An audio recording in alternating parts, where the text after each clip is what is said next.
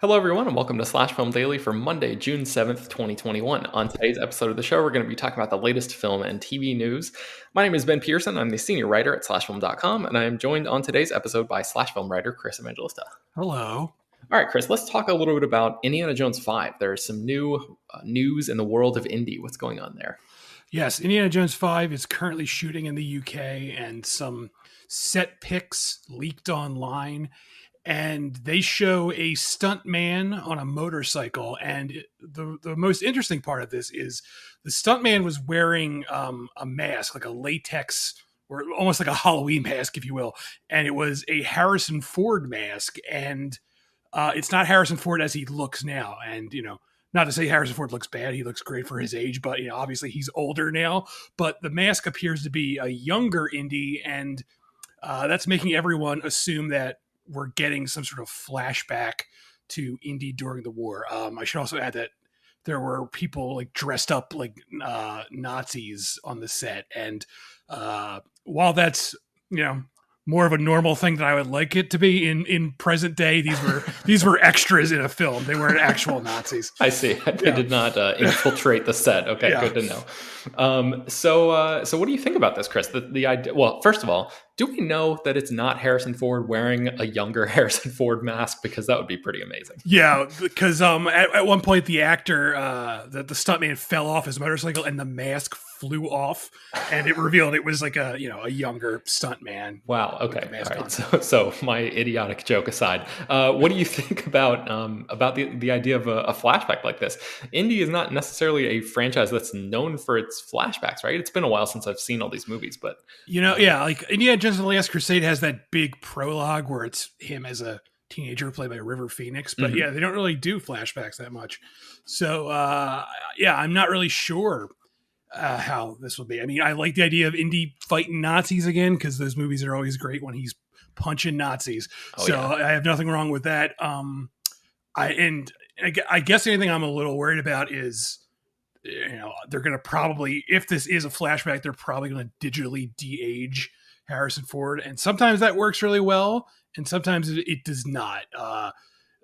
I feel like Captain Marvel is a great example of this, where the Samuel L. Jackson de-aging looked really great. But then there are other examples where they de-age someone and it's very noticeable. And I don't want like CGI Harrison Ford running around. So I guess it really depends on how long the scene's going to be. And, obviously it's not going to be like the whole movie. Like that would be really freaking weird if it was like, digitally de-age Harrison Ford for the full movie. But I'm all in. I love Indiana Jones. I'm a big fan of the franchise.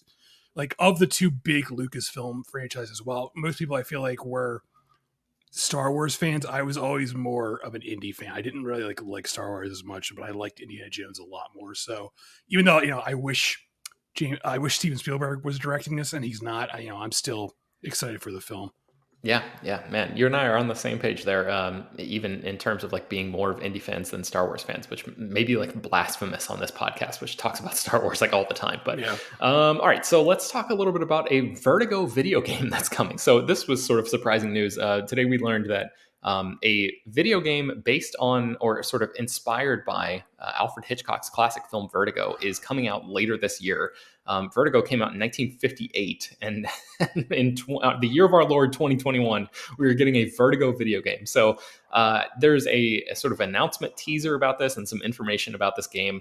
I don't want to go too much in depth, but I just wanted to put this on people's radar because I actually think it sounds interesting once you get past the like what the hell is going on of the very premise of this movie getting a game adaptation. So it's not actually a one-to-one adaptation of the movie, which starred Jimmy Stewart. It is instead a game that sort of takes inspiration from a bunch of different Hitchcock properties, including Psycho and Rebecca, and really it takes the themes from Vertigo. So, we're talking about obsession and memory and perception and identity and manipulation, and it sort of pushes the players through this mystery narrative. The official log line of the game says, Writer Ed Miller came out unscathed from a car crash down in Brody Canyon, California. Even though no one was found inside the car wreckage, Ed insists that he was traveling with his wife and daughter. Traumatized by this event, he begins to suffer from severe vertigo. As he starts therapy, he will try to uncover what really happened on that tragic day.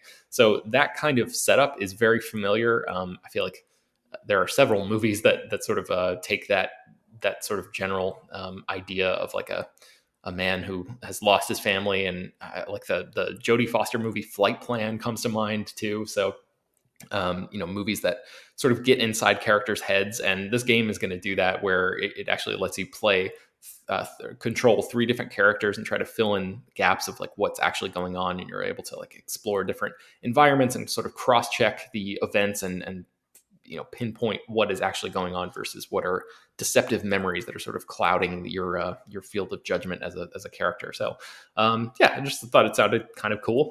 Chris, I know you're not like a big gamer, but you're a Hitchcock fan. So are you interested in this at all? Man, I don't know. I mean, I'd rather this than a Vertigo remake, like a movie, but the character designs just look they look like they're from like Crazy Taxi, that like arcade game from like the 90s. Wow. Yeah. Like I watched like the trailer, and like while I don't know what you would call it, the landscapes look great, like they look cool like visually, but the characters look really weird. And I get not wanting to, have video game Jimmy Stewart running around, plus they don't have the rights to do that anyway, but I don't know how I feel about this. It's a little weird. There is a part of me, Chris, I have to admit, that would love to control a Jimmy Stewart avatar in a video game. But all right, so you can watch the trailer in the link in the show notes there.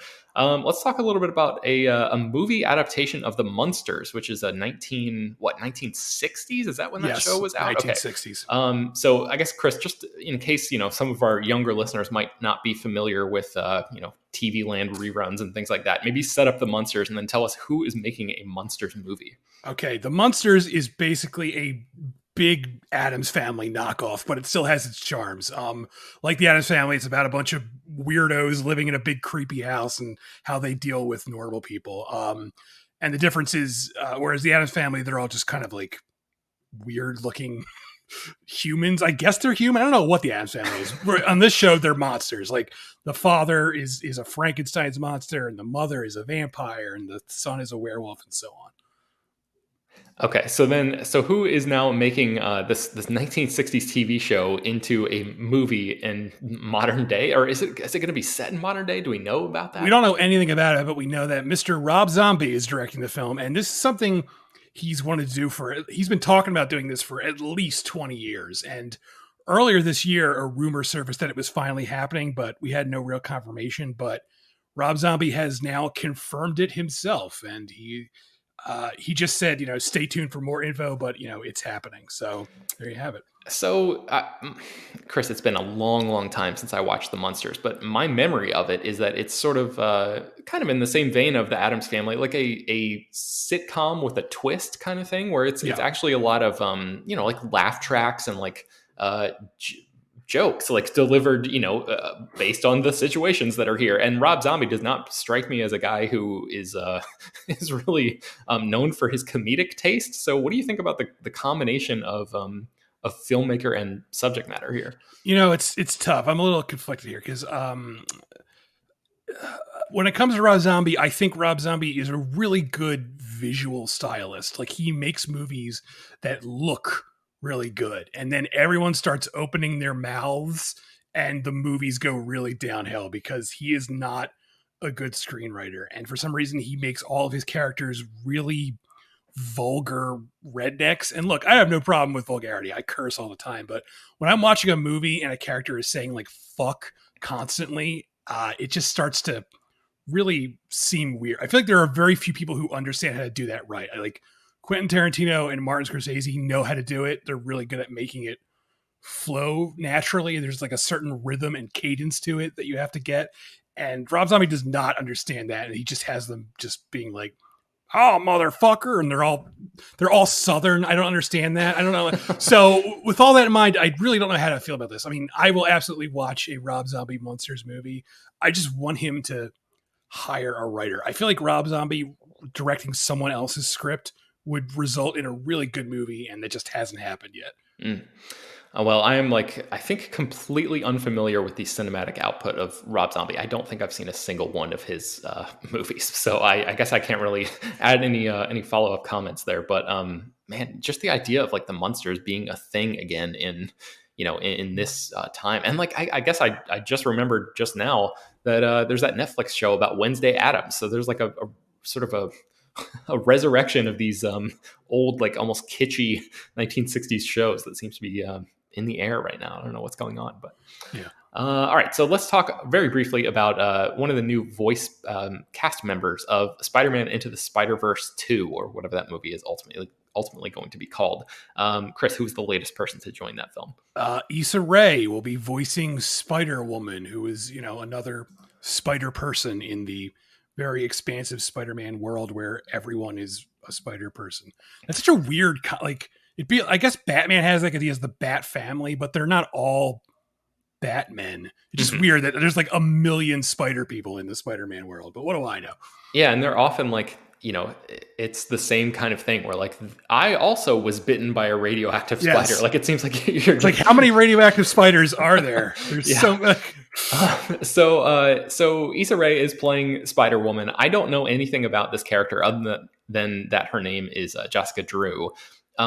Chris, I don't know if you have your story that you wrote for slashfilm.com pulled up in front of you, but if you do, if you could just read the part,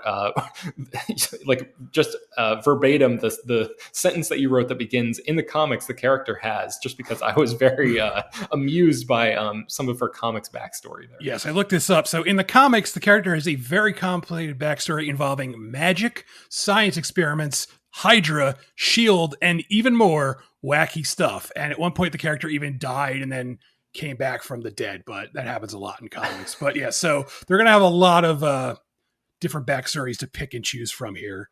Yeah, she was a private detective at one point. I mean, this character's history just seems wild. I mean, I guess a lot of characters' history, especially ones who have been around for a while, go through a bunch of different iterations and stuff. But yeah, I've actually never seen Insecure, which is the HBO show that Issa Rae is best known for. But I know that she's certainly has a lot of fans, and she seems like a good fit, in with the Lord and Miller School of Comedy. So yeah, hopefully this will be pretty great. I don't know if we can really offer any more, because basically the plot of that movie is still being kept pretty under lock and key. So yeah. All right. So before we transition out into I think we're going to bring Brad on to talk a little bit about Loki in a few minutes. But before we do that, Chris, I know you had the chance to watch The Conjuring, The Devil Made Me Do It, and then speak with the director of that movie. And I just wondered if you could give us some brief thoughts about that film and how you reacted to it, and then maybe just a couple of highlights from your conversation with the director. Yeah, I like The Conjuring, The Devil. It's called The Conjuring, The Devil Made You Do It. I love the Conjuring series in general. I like the main movies, the ones that actually are called The Conjuring, more than all the spinoffs. But I just really like the series in general, primarily for Patrick Wilson and Vera Farmiga, who play Ed and Lorraine Warren, who were real people, but the real people were probably con artists, for lack of a better word. Whereas in the movies, the Warrens are just these really selfless, almost saintly figures who just love each other, and they love to help other people and save them from ghosts. And this movie gave me that. It changes things up a little bit. The first two Conjuring movies dealt primarily with haunted houses, and this one does not do that. So that's a bit of a difference. But, as long as Patrick Wilson and Vera Farmiga keep coming back and making these movies, I will watch them, just because I really just like watching them play these characters. So a guy named Michael Chaves directed this movie, and you had a chance to speak with him. What were sort of the takeaways that you had from that conversation? Yeah, I have an interview up with him on slashfilm.com, and it was a pretty good conversation. He talked a lot about, this is like all the Conjuring movies. This is quote unquote based on a true story. And the true story here is a little tricky, because whereas the other true stories are, our house is haunted, and you can either assume that's true or not. This one deals with a murder that really happened. And when that was first announced, it kind of made me a little uneasy, because it's one thing to be like, there were ghosts in our house, but it's another to be like, the story here is the guy who killed the guy who committed the murder says he committed the murder under demonic possession. And I'm just going to come right out and say, like, that didn't happen because that's not real. Like, you can believe it, whatever you want. If you want to believe in the supernatural, that's fine. But come on, let's get real. He did not kill someone under demonic possession. Maybe he thought he did. Maybe he was mentally unstable and thought he did. That's a possibility. But obviously he was not really possessed. But of course, these movies, they present the fact that this guy was possessed. So when I was talking to the director, I asked him, how do you balance that? How do you remain respectful to someone who really got killed while also telling this, scary story? And he talked about that. I don't want to give away the things he said, but he talked about, he thought, he said it was important to be as respectful as they possibly could to, the real life murder. And they did that basically by altering a lot of the facts, and they actually changed the murder victim's name and all this stuff. So, stuff that, gives them a chance to take liberties with the truth. And, elsewhere in the interview, I asked him, and this actually got broken out into a whole separate story, but it's in the main interview too. The other two main Conjuring movies, they set up spin-offs. Like the first movie set up Annabelle, the scary doll, and the second one set up the nun.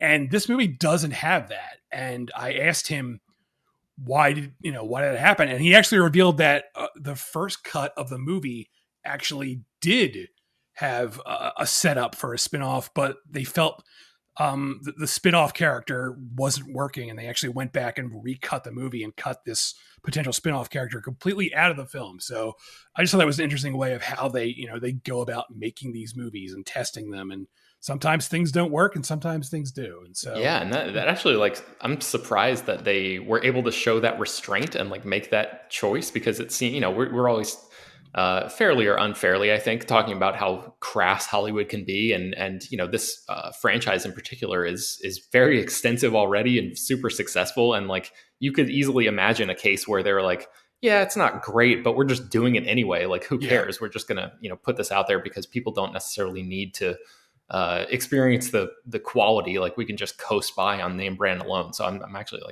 impressed that they were like, you know what, let's not do this. Yeah. So, yeah, me too. All right, I think that's going to bring us to the end of this portion of this episode. So, Chris, before you go, why don't you tell people where they can find more of your work online? I am at slashfilm.com every day, knock on wood, and I am on Twitter at Evangelista413. All right, thanks, Chris. And now we are bringing on a Slash Film Weekend editor, Brad Oman. Brad, how's it going? Oh, not too bad. So, Brad, I don't know the full extent of what you've done here in terms of your interviews with people involved with the making of Loki, but I know that you've seen a couple episodes of Loki, and we're going to be doing our big breakdown episode later on the podcast this week. But why don't you just give people a couple 1-2 sentences sort of reaction to the show, and then maybe just run through some highlights of the conversations that you had with the folks who were involved in making it. Yeah, I mean, I love the show right out of the gate with the first 2 episodes that Disney and Marvel provided critics for advanced review. It's just this great mix of what everyone already loves about Loki that takes him in a new direction, allows you to dig into this villainous persona he has in a surprising way, takes him on a path that allows him to kind of examine his place in the universe.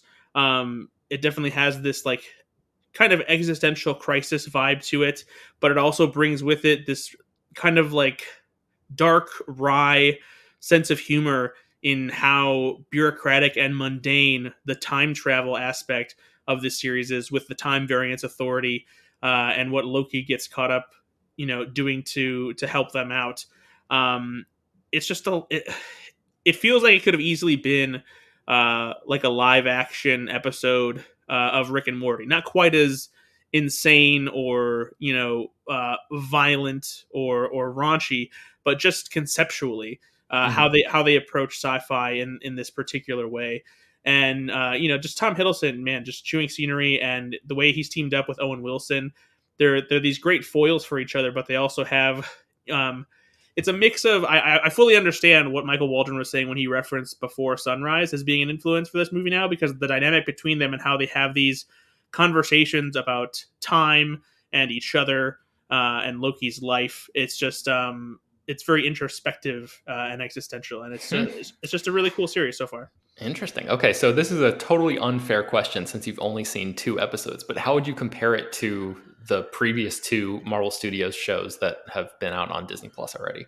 I personally think that it's probably the best of the Marvel series so far, and that's mostly just because of what I like, what's in my wheelhouse and the things that particularly tickle my fancy. I still love how WandaVision was set up, but that was also more of like a long con, where it took you time to really get a grasp on the show and what they were trying to do.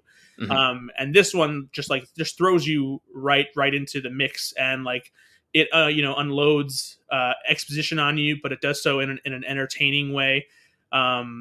It gets really nerdy really quickly, and it's clear why the show will have big ramifications for the MCU in the future. Man, I'm excited to watch it. Okay, so I know that you had a chance to speak with Tom Hiddleston and Michael Waldron. Was there anybody else, or there was a press conference that came later, but like I wasn't actually talking to any about it. So those are the 2 that I had one-on-one interviews with. Okay, so maybe just run through a couple of the highlights of those conversations. Were there any big takeaways from anything that you learned, or any just fun moments or anything?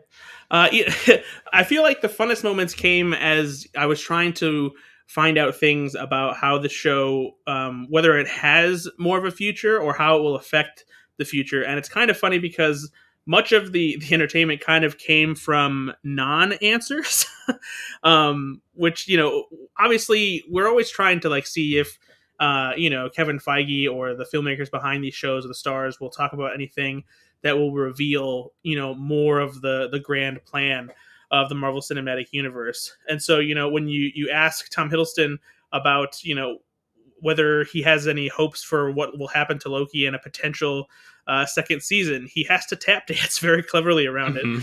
And so at one point he was trying to, he said, let's get to the end of the first season first. And then I said, so it sounds like that the end of the first season could potentially, be a setup for the second season, if that's the case, right?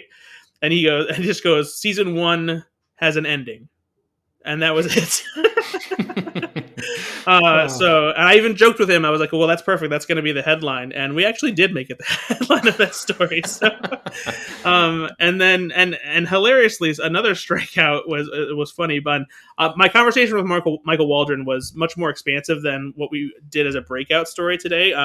Because I was really curious about what he brought to the table from Rick and Morty, what he learned from writing on that show that he used to help craft this series.